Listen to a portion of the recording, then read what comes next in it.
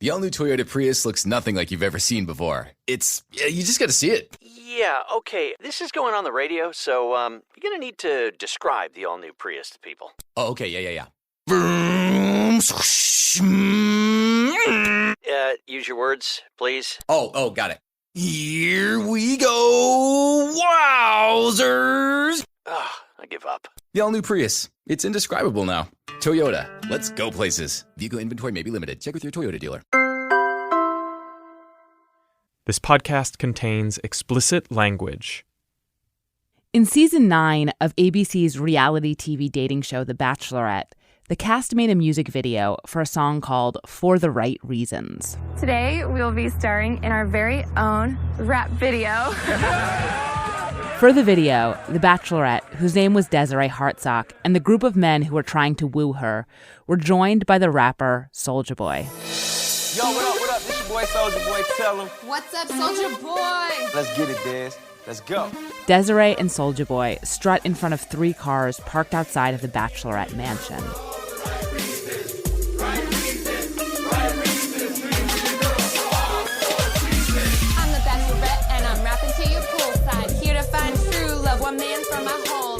Camera cuts to a dozen or so mostly white men, dancing around in sunglasses, doing questionable imitations of hip-hop video cliches, making it rain, pointing to their bling, as they clumsily rap about all the wrong reasons to be on the show. Oh, man. I'm jobless, I'm homeless, she's a means to no end. Get him. I'm here to get famous, not to make friends.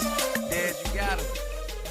Keep going. None of this deeply silly video makes any sense outside of the context of The Bachelor and The Bachelorette. But within the context of these shows, the right reasons mean something very specific. It means that a participant is there, or appears to be there anyway, hoping to find love. Someone who is there for the quote-unquote right reasons exists in contrast to someone who is there for the quote-unquote wrong reasons. And that's anyone who is looking for fame, a career, social media followers, or attention. On a dating show, saying someone is there for the wrong reasons has become shorthand for calling someone an opportunist. But being there for the wrong reasons, those are the only reasons that make any sense. Because the right reason to go on a reality show, it's to be on a reality show, right?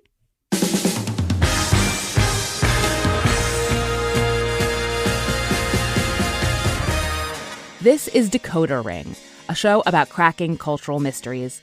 I'm Slate's TV critic, Willa Paskin. Every month, we take a cultural question, habit, or idea, crack it open, and try to figure out what it means and why it matters.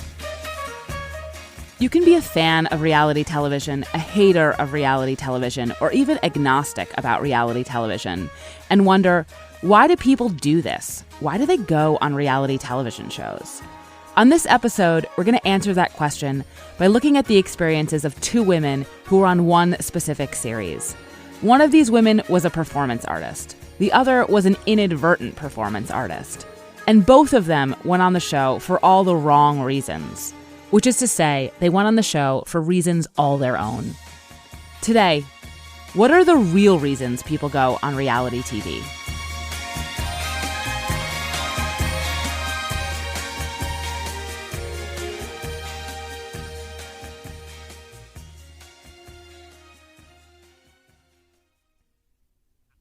My name is Anne Hirsch, and I'm an artist.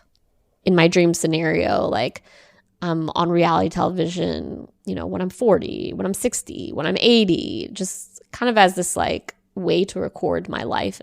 In 2009, Anne Hirsch was getting her MFA in video art at Syracuse University. She was 23 and particularly interested in the way women presented themselves on social media. She had done a year-long project. She called it the Scandalicious Project, in which she posted videos of herself on YouTube, playing an exaggeratedly sexual character. If a man came up to me and, tried to, whatever, get on me, but, not really be into me, I would, grab his balls and, pull them off with my nails. And I heard that someone actually did that in the news, so, I know that it's possible. In 2008, YouTube was still in its infancy. The platform was only created in 2005, if you can believe it. And this sort of performance, playing around with identity and anonymity, femininity and sexuality, it was still relatively new. For the time, Anne's videos were very successful. They had hundreds of thousands of views, and an engaged commenting community sprung up around them. They got picked up on 4chan, the infamous meme-generating message board, and Anne found herself with fans and with haters, all curious about who she really was and what she was trying to do. For her next project, another piece of performance art, Anne wanted to explore these ideas about women and self-presentation in an even more heightened context. Reality TV, a format she thoroughly enjoyed. Survivor, America's Next Top Model, I did Like Apprentice, Flavor of Love, Rock of Love, all the terrible VH1 shows. Wait, when you say all those terrible VH1 shows, so do you think they're actually terrible? I guess when I say terrible, I mean more like morally reprehensible. I've been thinking about pornography as being very similar to my relationship with reality television, in the sense that, like, I watch pornography physically, my body like enjoys it. Like, there is these parts of me that I'm conditioned to like it. But then, you know, on another level, when I'm watching it, I'm like, wow, this is really misogynistic and racist and really fucked up. For her project, Anne wanted to do performance art about reality TV by being on reality TV. She had heard about a dating show that was seeking contestants. Frank the Entertainer in a Basement Affair. I'm living with my parents in New York City. I'm 31 and I'm broke. It ain't pretty. I need a girl to set me free from my crazy family. Frank the Entertainer in a Basement Affair would premiere in January of 2010 on the music-related network VH1, both a descendant of those terrible VH1 shows Anne just mentioned, and an example of it. It starred Frank Maresca, a muscular and handsome 31-year-old Italian-American who was still living in his parents' basement. When VH1 gave me the chance and offered me my own dating show, I thought, this is great. I can finally get the chance to meet a woman and move out of my parents' basement. The show was structured like a normal elimination dating show, with one woman being kicked off each episode. The twist was that all 15 of the female participants were living at Frank's house, not only with Frank, but with his parents. The very premise was a kind of parody of The Bachelor. Instead of a group of women competing for a fairy tale hunk, they were competing for a dude whose mom still did his laundry. Now The Bachelor is literally being framed as a loser who lives in his parents' basement. So there's already like a level of like patheticness that made me think, oh, I could have a chance, you know, because they're trying to really cast the most sad, pathetic people that they can find. In order to understand how VH1 could be airing a dating show about a guy who lives with his parents but who is somehow supposed to be desirable to 15 women, I need to back up.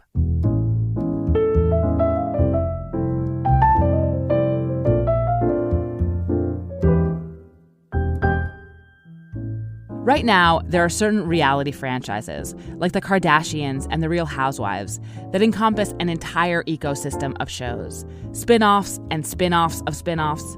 From 2004 to about 2010, VH1 had its own such ecosystem, starting with a show called The Surreal Life and ending with Frank the Entertainer, which would be among the last of this set of shows for disturbing reasons we'll get into later.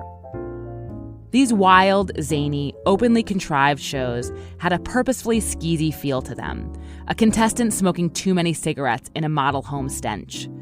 They featured outrageous characters who were often stereotyped, but didn't seem to mind. They were deeply insincere, but very authentic, an extremely potent form of reality TV that sent up other reality TV shows. Bad behavior was rewarded on every single show. That's Mark Cronin, a co-creator and executive producer of all of these shows, and one of the founders of 51 Minds, the production company that made them. Survivor was on TV at the time. And it was selling, you know, life or death. And The Bachelor was on, and it was a gauzy, you know, romantic fantasy, you know, and very earnest. I hope my shows are punching a hole in the earnestness of some reality television premises. The first of the 51 Mind shows, The Surreal Life, initially aired on the WB in 2003, before being picked up by VH1 in 2004. It was envisioned as a comedy, a reality TV version of a sitcom starring washed-up celebrities like Corey Feldman, MC Hammer, and Vanilla Ice. The Surreal Life eventually spun off into Flavor of Love, a dating show starring the Public Enemy hype man, Flava Flav, famous for wearing huge clocks around his neck. There was a send-up of The Bachelor, and which premiered in 2006. Instead of being overly romanticized, Flavor of Love was knowingly ridiculous and even gross. On the second season, a contestant pooped on the floor while everyone in the cast was making a champagne toast. Elimination is over. I just want a sigh of relief. So I take this deep breath and what is that smell? And as I'm going up the steps, I look down and I was like, The show became a huge hit for the network. The breakout star of Flavor of Love was a woman named Tiffany Pollard, also known as New York, an especially direct, charismatic, and over-the-top personality. She was given her own dating show, which was also a hit, I Love New York.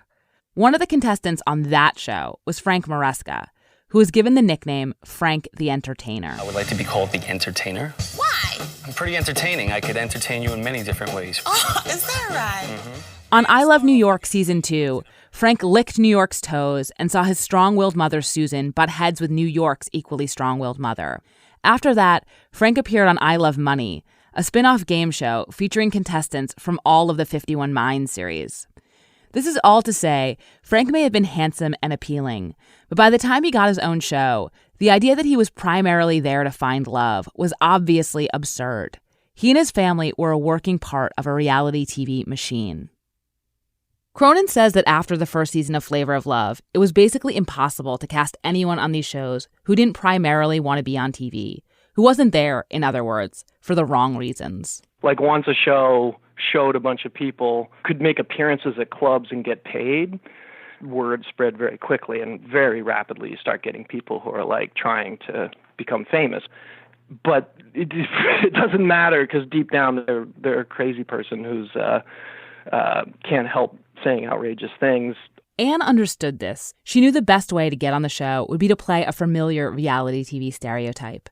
The sexually provocative, self-obsessed, anything-goes girl. Just like really playing up being really wacky, really wild, really zany, overly sexual. Hi, Frank. Hi, VH1. How's it going? I'm Anne. I'm 23. I'm a student. You can see this character in the audition tape she sent to producers. She's wearing a hot pink bikini in a plain, overlit white room. Today, I'm here to talk about why I am really fucking good for Frank the Entertainer. And I mean, really, the answer to that question is very simple. At this point, the video cuts to Anne gyrating against the wall behind her. You're gonna see that we're gonna connect. Okay, Frank. Give me a call. Give me a call sometime, let me know what you think. She got a call back. The next step was to have an in-person audition. Because Anne was doing this for her art and her own research, she taped that audition, in which she kept up the act. What about, tell me why we should pick you? Okay, this is an easy question. You should pick me because, number one, I'm hot, and I'm really creative and artistic and unique. I'm fucking hilarious, I think, anyway. Anne's performance worked. She got a call telling her she was through to the final round. The production brought her to New York, took her cell phone, and put her up in a cheap hotel by the airport, and made sure that she didn't encounter any of the other women before filming began. She was only supposed to be there for 3 days, but it ended up stretching into 6. 6 days she spent mostly alone, barely going outside, watching reruns of Full House, eating food the production brought to her door. People would come and interview her occasionally, and it was at this point that she met the producers of the show. And then I was like, well, where is the show going to be taped? And they were like, so we're going to like tape the show in Frank's real house, like with his actual parents, the real house they really live in all together. I was like, oh my God, that's so exciting. Like, where is it? And they're like, it's in Brooklyn. Anne had done her research. She knew Frank's parents did not live in Brooklyn. And so in that moment, like, I realized, okay, these people will lie to me about anything, and they're going to do it really, really well, and they're going to do it with the biggest smiles on their faces. Oh, crap. Like, I can't believe anything anyone is telling me. So I think it was good at that moment to realize that, but maybe I would have been better off if I hadn't realized that in a lot of ways. Anne didn't know it then, but right down the hall was another contestant who had a totally different set of motivations, but a very similar story. If you're concerned that your water might contain harmful bacteria, forever chemicals, microplastics, or other contaminants, there's a very elegant solution. LifeStraw Home is the kitchen upgrade you'll wish you'd made years ago. It's a really good-looking pitcher that makes your water taste good while filtering out the stuff you don't want to be drinking. They even have a hand-blown glass version. It's the only pitcher that removes microplastics, bacteria, and more than 30 other common contaminants.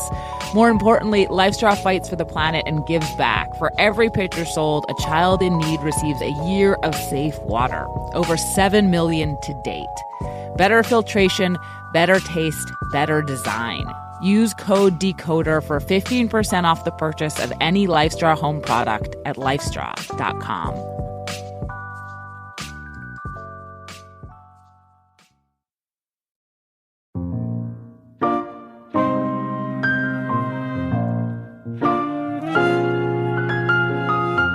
In 2009, Cathy Nardone was also 23 years old.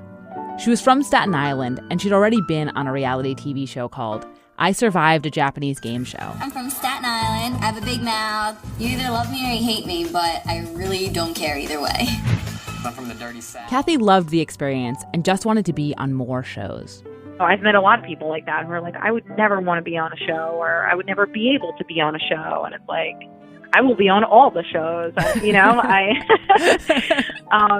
Really, I just wanted to be on TV, and I wanted to be on TV more, and I wanted to be on TV more, you know. Cathy was working as a model and an actress, and she was trying out for a music video when a woman named Carrie, who will show up again later, told her there was a casting call for a reality TV show starring Frank the Entertainer. Oh my God, I actually, think he's cute and, he's funny. And he's the only person who I probably would have gone on a dating show for. Cathy had a crush on Frank, but she also had grander ambitions. My game plan was to have a spinoff. I didn't even want to win. They pick the most entertaining person on the show to get a spinoff. And, if I get second place, I get a spinoff. You don't get a spinoff if you get first place because you get the guy. I don't care about the guy. I want the spinoff. Because of her previous experience, Cathy knew just how to approach the audition process in order to optimize her chances of getting cast. You have to act like you're a complete idiot to get on reality shows because they want to be able to manipulate the shit out of you. Does that mean that when you were doing the auditions then, you were like, I'm going to pretend to be stupider than I am because I know what they want? 100%, yeah. I definitely didn't want them to think I was smart, So I probably, made some, sexual jokes, and they were like, oh yeah, she's gonna do some crazy shit, let's get this girl on the show. Cathy wasn't knowingly doing performance art, but she had arrived at the exact same strategy as Anne for getting on the show, posing as a sexually provocative woman.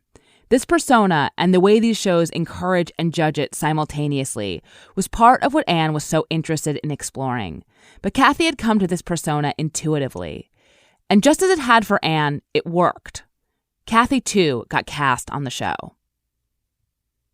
Cathy remembers sitting in the hotel, feeling trapped for 6 days, using her room's landline to call Carrie, the woman who had originally told her about the casting and with whom she'd become friends.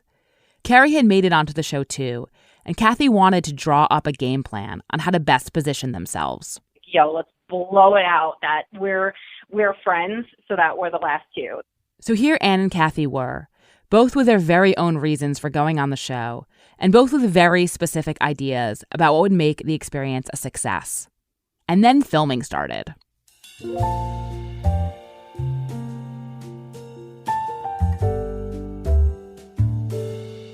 The moment Anne left the hotel to go to the house, the enormity of what she was trying to do, pretending to be someone else on camera for a month, hit her. So I go down to the lobby. It's there's, 15 girls or something like that. I was a wreck. I was so nervous. And so we're getting into 2 vans. And right before we get into this van to start to go to the house, I just throw up. The other girls in my van see this and they're just like, oh my God, what the fuck? This girl's like already crazy. So then that just like made things even worse. In the first episode, you can see that the show is sticking to its typecasting of Annie. That's how Anne was referred to on the show, as a too much girl. I think Frank is totally sexy. I mean, like, if he wanted to, he could suck on my toes. I mean, I don't want to force anyone into anything, but, you know, that would be cool. But behind the scenes, Anne wasn't so confident. I was like in my bed, just so anxious and nervous. Like I was throwing up. I was a nervous wreck. Like the girls were making fun of me. It was just like a disaster. And I was like, what have I gotten myself into? Like, why did I do this? Like, what am I going to do here? Like, this is just a mess. Like, I don't relate to these women. Like, this is just going to be an awful experience. Like, I'm going to look terrible on television. Like, this is just a disaster, basically. Anne was also realizing that the part she had written for herself, it wasn't that original, and relatively speaking, she wasn't that good at it. I, kind of realized, okay, like these women that I'm with, they are the true performers. I call myself a video artist, I call myself a performance artist, but like compared to them, like I'm not. Like, I couldn't beat them at that game. One of the women who was much more adept at playing this part was Cathy, who wasn't playing a character. You just need to be the most extreme version of yourself. I was the most extreme version of myself, but that was also kind of me, So I tried to be even more extreme than what I was already, which was pretty extreme. At this point, it should be pretty clear that both Anne and Cathy, probably like almost everyone else on the show, were doing performance art. And the major difference between them wasn't so much that one of them knew it and one of them didn't. It's that Cathy could keep on performing an amped-up version of herself indefinitely, while Anne's attempt to play another person entirely was too hard to sustain. We have a phrase, it's the house always wins. No matter what you think you're going to get away with, that will last 2 days at the most. That under the bright, hot, white-hot glare of the lights and cameras, your facade will wither and you will become who you are. This is the thing about reality TV. As fake as it is, most of the time, the people on it can only play a version of themselves. So I kind of decided the weirdest thing I could do, actually, would to just be myself, my normal, the way I actually am in real life, because there's not many people like me on these shows. And that's going to seem really, really weird. So already it's going to be this kind of like people at home are going to be like, what is this girl doing here? Like, she doesn't fit in. She's weird. Like, this seems random and off. By the end of the first episode, you can see this change. Anne is sweet, offbeat, and a little shy, much more like she is in real life. What do you want to do with your life? What are your dreams and I want to be an artist. Really? Yeah. What do you do? Like, you draw? I do video art. Really? That's cool. Yeah, I mean, most people don't know what that is. Is it like video games? That's what someone else said. So, what makes you... Anne survived the first episode. She was given a key to Frank's basement. Over the course of filming, Annie was entirely repositioned by the show, which adapted to her new persona no problem. It swiftly turned her into the nerdy girl in the romantic comedy who will eventually get a makeover that reveals she's been a hottie the whole time. Literally, that scene happens on the show when two of the women give Annie a makeover before her date with Frank. I think Annie is a sweetheart. She's so beautiful inside and out. But I mean, I'm a makeup artist and I just really want to do something cute and nice for Annie. I'm gonna make you into a playmate. Wow, Annie, you look beautiful. Very, very nice. Yeah. Who did that for you? Tammy and Christy did it together. Really? Good job, ladies. She looks very lovely. Annie, she never ceases to amaze me. Everyone on the show, the other women, Frank, and even Frank's parents, only had nice things to say about Annie. If she had come in as one stereotype, she had become another. I was known as the realest girl in the house, the nicest girl in the house, the most authentic girl in the house. Like, everyone's like, Annie's so real. She's really here for Frank. Like, that was kind of like how I was being framed, basically, which is also really ironic because in some ways I was the most disingenuous person in the house. She survived several more eliminations, but she still had her eye on the prize, her work. She wanted to challenge the show, to challenge the audience, to make viewers see, however briefly, that Annie was a simplification, a construction, a stereotype, created by editors and producers. this character that I was being, which was myself, just became a normal part of the show. And then I was like, wait, no, like this can't, now they've just integrated me, right? And so then I kind of decided this person that I've been being, that person has to go out the window. Anne knew she had to pick an occasion where her behavior couldn't just be edited out or ignored. In episode 7, the contestants had to participate in a singing challenge, writing a song in pairs, to perform for Frank and his parents in an empty New York comedy club while wearing sparkly evening dresses. Welcome, ladies, to the Crooning for Love Challenge. Now, I really hope that you all could sing as good as you look. You all know my brother Annie Sal? goes on stage with her partner, and at first, things seem to be going normally, until she tells her partner to stop. They need to stop. Like, seriously, like, stop. Why? Because I want to get freaky. Did she just say what I think I heard her say? At which point, Annie performed an extremely dirty rap song she had written for the occasion. It's about this love. I think it's going to stick. It's not about like my mouth when I give you What kind of song is that? End it. Stop the music. Time to shut your ears, cuz it's not about. Everything just stopped. Like the production just stopped. Like everyone was just really shocked. Anne recorded an uncensored version of the rap for her video art piece, Here For You. Here for you, as in, I'm here for you, Frank. And fair warning, it is really explicit. It's not about pussy or dick. It's about our love. I think it's gonna stick like cum in my mouth when I give you a blowjob. Hey, Mom and Dad, it's time to turn your ears off. I'm going down to the basement, cause I'm going down to the basement, cause I'm going down to the basement to get myself some Frank. It's really explicit.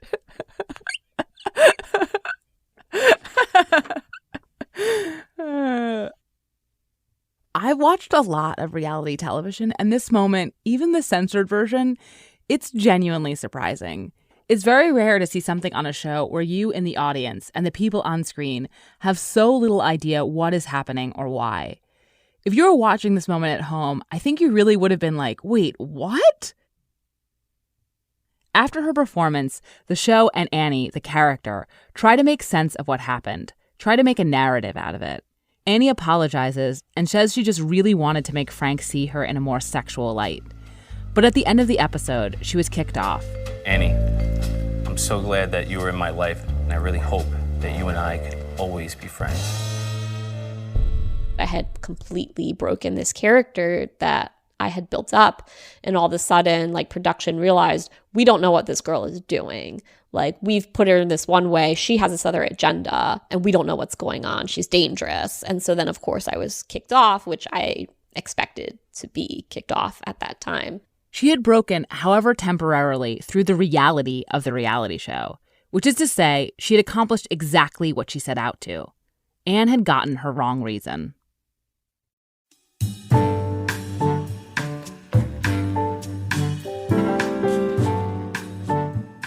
While Annie had been presented as the nice girl, Cathy had been made into something close to the opposite, the kind of charming bad girl of the group. I don't mean that Cathy was the villain. I mean, she got the rule breaker edit. In one episode, she got blackout drunk. In many, she would get into little tiffs with other contestants. She was competitive. She and Frank seemed to have a genuinely sparky, love-at-first-hate kind of chemistry. They bickered, they got in each other's faces, and they liked each other. I'm nervous that I might be going home because I had a little too much to drink last night, and Frank seemed really pissed at me.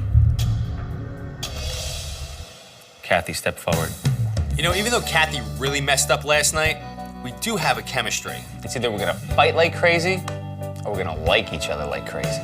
Cathy never seemed crazy or unhinged, but she was, as she intended to be, outsized, gunning for that spin-off. And you can see that this motivation does not have to disturb the storylines of the show at all.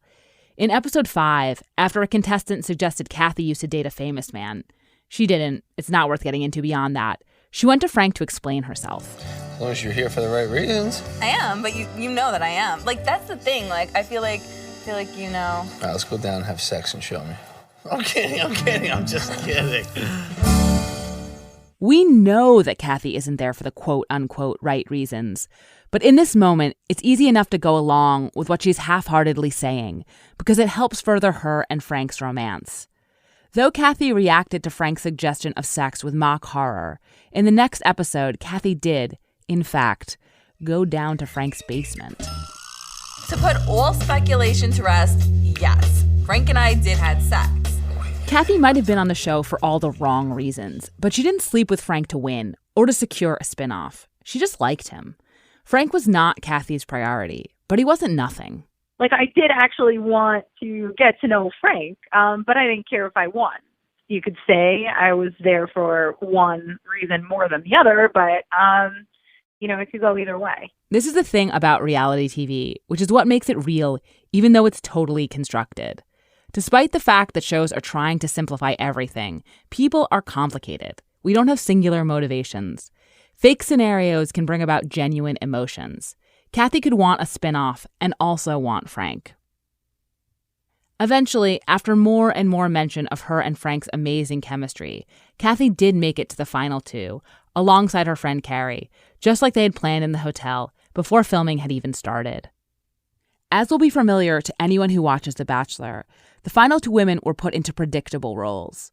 The good girl and the bad girl, the virgin and the whore, the one presented by the show as a great wife and mother, and the other presented by the show as the one with whom Frank had a great sexual connection. Cathy, of course, was the bad girl in this pair, while Carrie had been presented throughout as the appropriate one, caring for Cathy when she was drunk, preferring not to sleep with men early in a relationship, and approved of by Frank's parents. Frank the Entertainer may have taken place in a playful Bachelor lampooning universe, but even there, Frank chose the good girl, Carrie. Carrie, will you accept this key to my heart? Yes. I want your hair.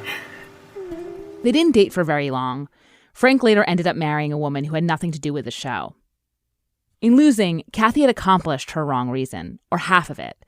Just as she planned, she came in second on Frank the Entertainer in a basement affair. Looking back, I would say that things probably did more or less go according to plan. The only thing was that at the end, I was pretty fucked up. You're in this house with the same people for a month, which doesn't seem like a long time, but you see the same people every day, and then you're seeing this guy all the time. And how often are you dating somebody who you see every day?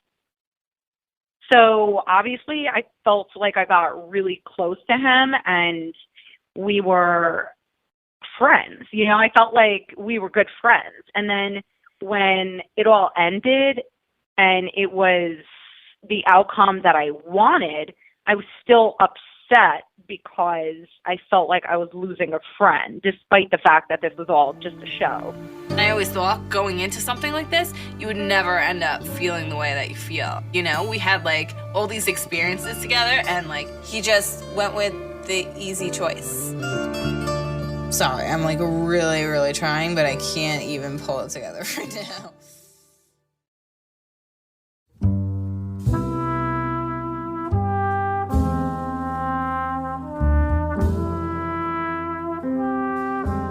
I had never seen Frank the Entertainer in a basement affair before speaking to Anne for this episode.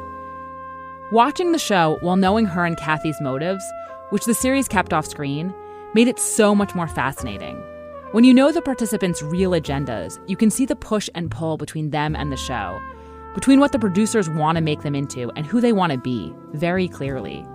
And you can also see something else the show would otherwise obscure. Anne and Cathy's savvy, their intelligence. Their motivations for going on the show are so much more humanizing, so much more full of wit and will than being there for the right reasons or the wrong reasons. One of these is what passes for a compliment on reality television, and the other is what passes for an insult. But both flatten and stereotype the people they are applied to, turning women into earnest good girls or vapid fame whores. In this way, Anne's project worked. If you watched the show, if you saw her art, if you heard this, her story, you know that on reality TV, there's always more going on than meets the eye. But that's something that people who watch reality TV already understand. trying to suss out what's really happening is a fundamental part of all reality TV watching, a kind of active viewing that is a storyline unto itself. That's why everyone is always talking about right and wrong reasons to begin with, because trying to determine motivations is part of the viewing experience. Anne's project made this particular show especially vivid in this respect, but assessing what a show is up to versus what the participants are up to, trying to figure out the intentions of everyone involved, trying to figure out who is there for whatever reason, it's reality TV watching 101. Reality TV of almost all genres becomes more fascinating, more entertaining, more substantive when we do this kind of active, engaged, skeptical viewing. Reality TV is always obscuring something from its audience. But in the case of Frank the Entertainer, there was a bigger thing being obscured than usual, a seriously disturbing thing that had happened on another show, but affected production all the same. It's time to reboot your credit card with Apple Card. You work hard for your money, so you should be able to spend it on the things you actually want. With Apple Card, you can kiss fees goodbye. There aren't and never will be any annual foreign transaction late or over the limit fees, not even hidden ones. Apply now in the Wallet app on iPhone and start using it right away. Subject to credit approval. Late or missed payments will result in additional interest accumulating toward your balance. Variable APRs for Apple Card range from 15.49% to 26.49% based on credit worthiness. Rates as of March 1st, 2023. At the time Anne and Cathy were getting ready to begin filming, 51 Minds had already wrapped another dating show called Megan Wants a Millionaire. As that show began airing, right at the time production was beginning on Frank the Entertainer, a runner-up contestant on Megan Wants a Millionaire, Ryan Jenkins, was being sought as a suspect in the brutal murder of his wife, Jasmine Fiore. It led to an international manhunt, with Jenkins escaping to Canada on a boat before hanging himself in a hotel room. Jenkins had a history of domestic violence, but the show's background checks didn't come up with anything. Here's Mark Cronin again, who was also an executive producer on Megan Wants a Millionaire. That contestant created a huge problem for all of us reality television producers, which was, oh my gosh, what's going on? Who are we letting on TV? Are we out of control? Have we done something horrible? How did this guy get through? The fallout from this event eventually led to the dissolution of 51 Minds' relationship with VH1. VH1 looked at us like, how did you guys get in here? Like, who let you in the door, you disgusting 51 Minds producers who have just ruined everything for us? All of this changed how Frank the Entertainer was made, and was the reason that there were never any further spin-offs of it or anything else. This was why Anne and Cathy ended up spending the week cooped up in a hotel room before taping, instead of just a few days. They were being rigorously screened, far more rigorously screened, not just with background checks, but with psychological checks than they would have been previously. There was an enormous backlash on casting and who could be in the show and how psychologically stable are they, et cetera, et cetera. So we had to cast maybe 3 times as many people because we were just rejecting so many for any kind of personality flaw. And the trick for reality television producers, well, you want somebody who's a little nuts, right? You know, so it became very difficult to cast the kind of cast that we had done in the past. And so I think that made it flattened it out a little bit, that show. The idea that an experience that was so vivid for Cathy and for Anne, one so taxing and exciting, was an intentionally tamped down version of the other VH1 reality TV shows. It makes me feel a little queasy imagining what taping those shows must have been like. For this whole episode, I've been saying that right reasons don't matter. That the right reasons are the wrong reasons, and the wrong reasons are the right ones. And on reality TV, that's true. But that's because on reality TV, motivations are a game. Right and wrong don't mean very much because the categories that matter aren't right. They aren't wrong. They are entertaining and boring. Everything, even morality, is just for show. But in real life, of course, intentions do matter. And one issue with reality television is the way it has contributed to the idea that motives are beside the point, or really easy to discern, or better when they're bad, because bad ones are so much more fun to watch. Do you have any, like, ethical feelings about your job? Like, do you have any qualms about your job? I feel horrible. In the present climate of our government and the president that we've now selected for ourselves, because I feel like reality television is super powerful and can create a version of a person that is not true. And to the extent that you can make somebody seem like a more successful businessman than they really are, or more decisive than they really are, or more always right than they really are. I never realized that these monsters would come into the real world and you know, get actual power. I always felt that creating these personality monsters was just fun, you know, because how can they hurt us? Well, it turns out you can create a reality monster that can live in the real world.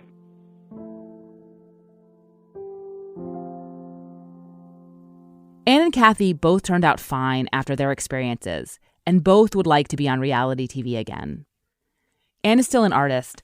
She's had exhibitions and performances in Los Angeles, London, and at the New Museum in New York.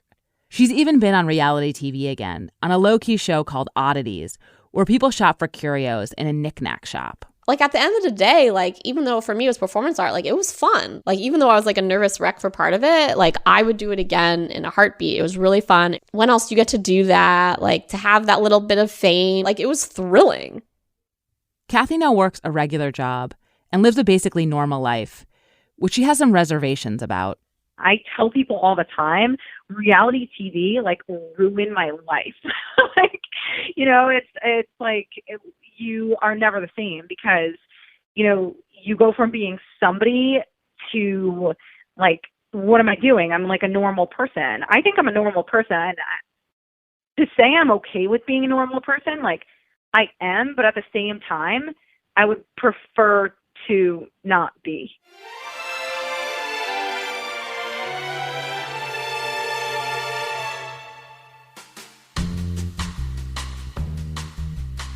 This is Decoder Ring. I'm Willa Paskin. You can find me on Twitter at Willa Paskin. If you have any cultural mysteries you want us to decode, you can email us at decoderring@slate.com. If you haven't yet, please subscribe and rate our feed in Apple Podcasts or wherever you get your podcasts. And even better, tell your friends. This podcast was produced and edited by Benjamin Frisch, who also does illustrations for every episode. Special thanks to Annie Chelsea, who helped us record the episode. Thanks also to Julia Turner, Dan Coyce, June Thomas, Nick Perlman, Tom Foreman, Anjaya Joda, Leonard Rolov, Lindsay Smith, Rich Juzwiak, Michelle Collins, Michael Hirschhorn, Viviana Rosales-Olin, and Matt Harkins of the THNK 1994 Museum, and everyone else who gave us help and feedback along the way. Thanks for listening. We'll see you next month.